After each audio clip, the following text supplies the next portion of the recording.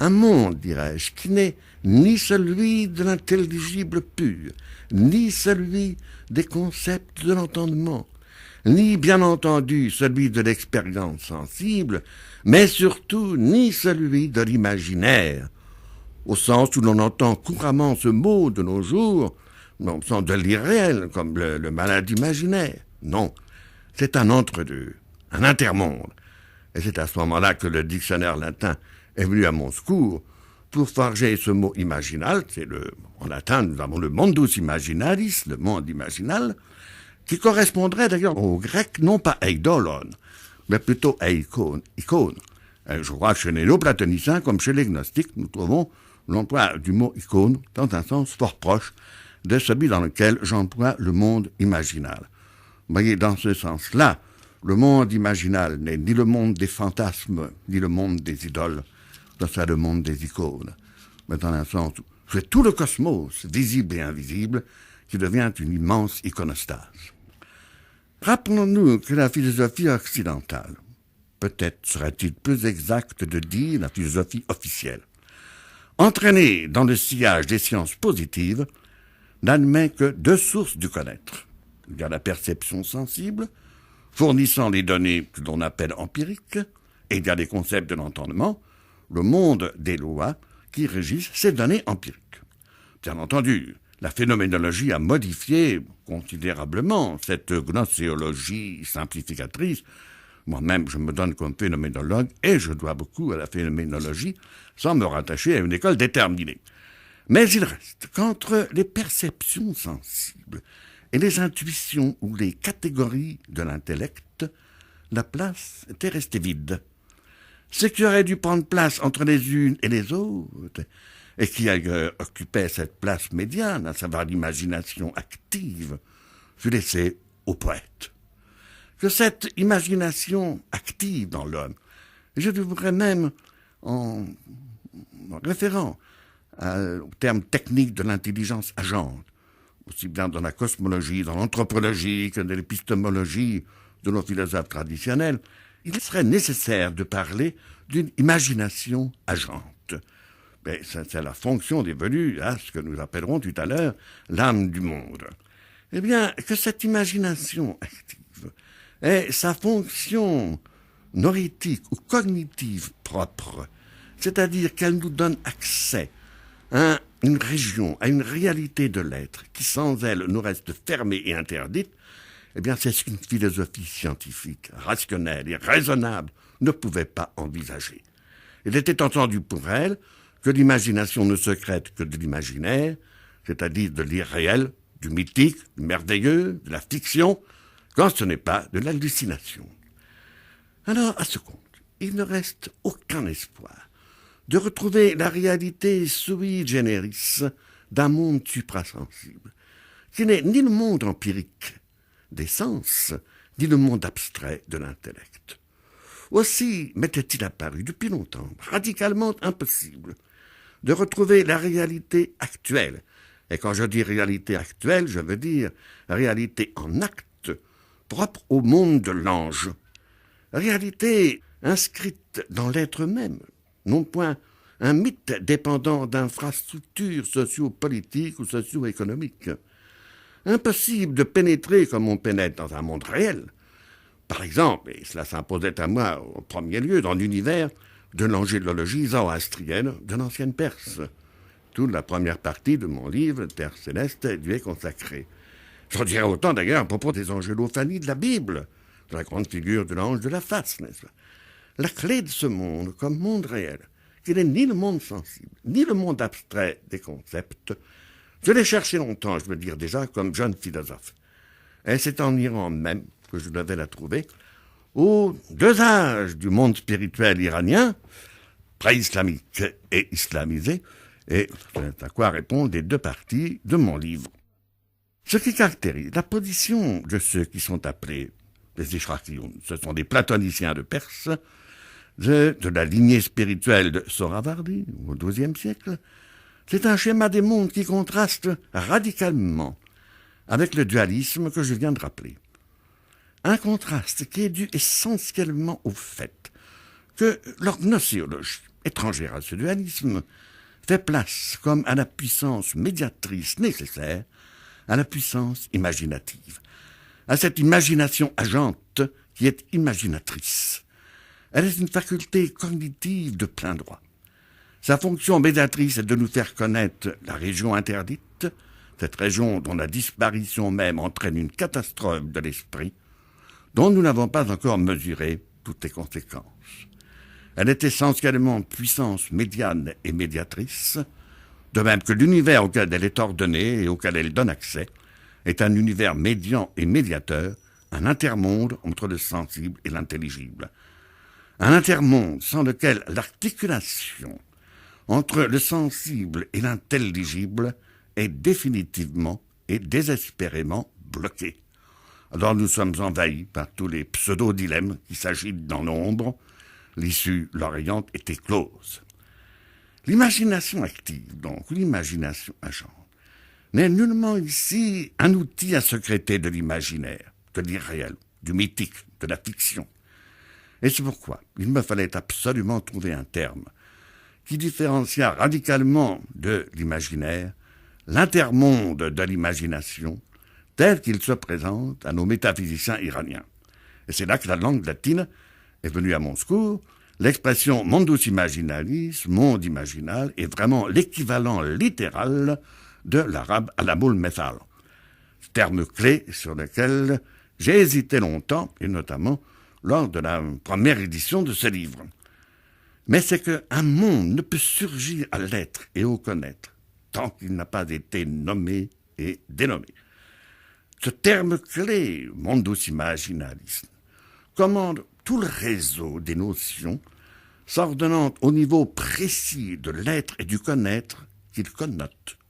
Perception imaginative, connaissance imaginative, conscience imaginative. Alors que nous constatons, en d'autres philosophies ou spiritualités, une défiance à l'égard de l'image, une dégradation de tout ce qui ressortit à l'imagination, le mundus imaginalis est en quelque sorte ici l'exaltation, parce qu'il est l'articulation, en l'absence de laquelle se disloque le schéma des mondes. N'oublions pas que l'islam n'est pas un monolithe, pas plus que le christianisme, et que de l'intérieur de l'islam, comme à l'intérieur du christianisme, se perpétuent des courants spirituels, des forces spirituelles extraordinaires, bien antérieures à l'un et à l'autre. Voyez, nos auteurs nous répètent inlassablement qu'il y a trois mondes. Il y a le monde intelligible pur, désigné théosophiquement comme le Jabarut, ou monde des pures intelligences chérubiniques. Il y a le monde imaginal, Alam et Methali, désigné théosophiquement aussi comme le Malakut, le monde de l'âme et des âmes. Et puis il y a enfin le monde sensible, qui est le domaine des choses matérielles. Corrélativement, les formes de l'être et du connaître, respectivement propres à chacun de ces trois mondes, sont désignées techniquement, et cette fois alors le vocabulaire est parfaitement stabilisé. Il y a les formes intelligibles, il y a les formes imaginales, il y a les formes sensibles. Je traduis littéralement les termes d'arabe. Les formes sensibles, celles qui tombent sous la perception des sens. Vous voyez, le lexique français que l'on trouvera maintenant dans le livre Romanier est d'une précision rigoureuse et colle étroitement aux termes techniques arabes qui sont utilisés aussi bien d'ailleurs en persan. Et quant à la fonction du mundus imaginalis et des formes imaginales, elle est définie par leur situation médiane et médiatrice entre le monde intelligible et le monde sensible. D'une part, elle immatérialise les formes sensibles, et d'autre part, elle imaginalise les formes intelligibles auxquelles elle donne figure et dimension. Le monde imaginal symbolise d'une part avec les formes sensibles et d'autre part avec les formes intelligibles. C'est cette situation médiane qui, d'emblée, impose à la puissance imaginative une discipline impensable, là où elle est dégradée en fantaisie, ne secrétant que de l'imaginaire, de l'irréel, et capable de tous les dévergondages. Et c'est toute la différence que marquait déjà très bien Paracels, distinguant entre l'imagination vera, l'imagination vraie, l'imagination au sens vrai, et la fantasaille, la fantaisie. Pour que celle-là ne dégénère pas dans celle-ci, Il faut précisément cette discipline qui reste inconcevable si la puissance imaginative, l'imagination active est exilée du schéma de l'être et du connaître. Cette discipline ne saurait concerner une imagination qui serait réduite au rôle de folle du logis. Mais elle est inhérente à une faculté médiane et médiatrice dont l'ambiguïté consiste en ce qu'elle peut se mettre au service de l'estimative, c'est-à-dire des perceptions et des jugements empiriques, ou bien au contraire, se mettre au service de cet intellect dont nos philosophes désignent le suprême degré comme intellect saint, l'intellectus sanctus, illuminé par l'intelligence agente, qui est pour eux l'ange Esprit Saint. Et la gravité du rôle de l'imagination est marquée par nos philosophes lorsqu'ils disent qu'elle peut être l'arbre béni ou au contraire l'arbre maudit dont parle le Coran, ce qui veut dire ange en puissance ou démon en puissance. Voyez, l'imaginaire peut être inoffensif, l'imaginal ne l'est jamais. Il engage le sujet tout entier pour un destin posthume, un destin éternel, difficile à concevoir et difficile à nous représenter en dehors des représentations imaginales que nous en donnent nos théosophes classiques. Il y a un pas décisif à franchir pour atteindre véritablement une métaphysique de l'imaginal et de l'imagination. Ce pas décisif a été franchi en philosophie et théosophie iranienne par Mullah Sadra Shirazi au XVIIe siècle, le plus grand philosophe certainement de la période moderne de l'Iran, mais je crois qu'il avait déjà été franchi largement par Ibn Arabi au XIIIe siècle. C'est un des plus grands théosophes visionnaires de tous les temps. Pour Mullah Sadra, la puissance imaginative n'est nullement une faculté organique, liée à l'organisme physique. Elle est une faculté purement spirituelle, indépendante de cet organisme et par conséquent survivant à celui-ci. Au cours des textes que j'ai traduits, on peut comprendre quelle est vraiment la puissance formatrice du corps subtil ou du corps imaginal. En fait, elle est même ce corps subtil lui-même, à jamais inséparable de l'âme, c'est-à-dire du moi-esprit, de l'individualité spirituelle. Elle est ce que l'âme l'a fait. L'âme qui en est à la fois la matière et la forme, et elle correspond au mieux à ce qui, chez les néoplatoniciens, chez Proclus, s'appelle le ochema, le véhicule subtil, le chorus subtilis de l'âme. Alors, il convient d'oublier tout ce que les philosophes péripatéticiens ou autres ont pu en dire lorsqu'ils en parlent comme d'une faculté corporelle et périssant avec le corps organique dont elle suivrait le statut. Cette immatérialité de la puissance imaginative, déjà, je vous le disais il y a un instant, affirmée par Ibn Arabi, lorsqu'il différencie les formes imaginales absolues, c'est-à-dire telles qu'elles subsistent dans le malakout, dans le monde de l'âme, et les formes imaginales captives, c'est-à-dire immanentes à la conscience imaginative de l'homme en ce monde. Les premières sont dans le monde de l'âme, ou malakout, intermédiaire entre le jabarut et le monde sensible. Elles sont les épiphanies ou les théophanies. Elles sont les manifestations imaginales des pures formes d'intelligible du jabarut. Les secondes sont à leur tour des manifestations des formes imaginales du malakout ou monde de l'âme à la conscience imaginative de l'homme. Il est donc ici parfaitement exact de parler d'images métaphysiques. Or, celles-ci ne peuvent être reçues que par un organe spirituel. La solidarité et l'interdépendance entre l'imagination active, définie comme faculté spirituelle, et la nécessité du mundus imaginalis comme intermonde répondent à l'exigence d'une conception considérant les mondes et les formes de l'être comme autant de théophanies. Je disais tout à l'heure, comme une immense iconostase. C'est que nous nous trouvons devant des philosophes qui refusent aussi bien une théologie qu'une théologie qui serait sans théophanie. Sohrawardi et tous les Eshrachiyoun à sa suite ont toujours considéré le sage parfait, le théosophos, le sage de Dieu, comme étant le sage qui cumule à la fois le plus haut savoir philosophique et l'expérience mystique. modelé sur l'expérience visionnaire des prophètes, et en particulier du prophète de l'islam, la nuit du Miraj.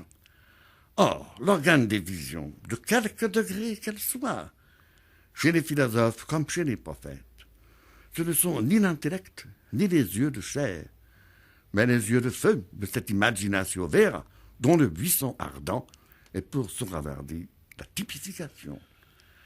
Dans la forme sensible, c'est alors la forme imaginale elle-même qui est d'emblée à la fois la forme perçue et l'organe de la perception visionnaire. Les formes théophaniques sont par essence des formes imaginales.